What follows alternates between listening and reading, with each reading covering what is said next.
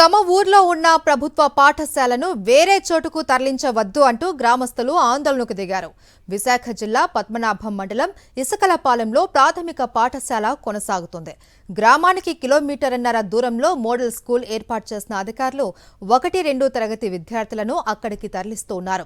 చిన్న పిల్లలను అంత దూరం పంపించడంపై విద్యార్థుల తల్లిదండ్రులు ఆగ్రహం వ్యక్తం చేస్తున్నారు. జాతీయ రహదారి దాటి చిన్న పిల్లలు ఎలా వెళ్తారు అని ప్రశ్నిస్తున్నారు.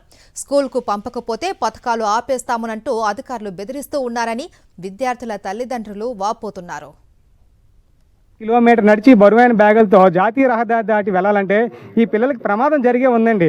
అది ఎన్నిసార్లు చెప్పినా సరే కనీసం ఏ అధికారి కూడా కనీసం వినిపించుకోవట్లేదండి.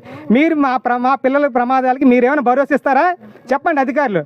మీ పిల్లలైతే మీరు ఇలాగే చేస్తారా? ఏమండి మీ పిల్లలందరూ మీరు జాయిన్ చేయొచ్చు కదా మీ గవర్నమెంట్ స్కూల్లో.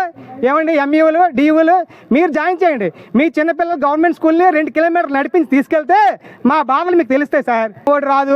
అమ్మఒడి రాదని ఒక్కొక్క వ్యక్తికి ఫోన్ చేసి ఎంఈఓలు కూడా పిల్లలు బలవంతంగా తీసుకెళ్ళడం జరుగుతుంది సార్. మా పిల్లలు ఎందుకు సార్ తీసుకెళ్ళాలి?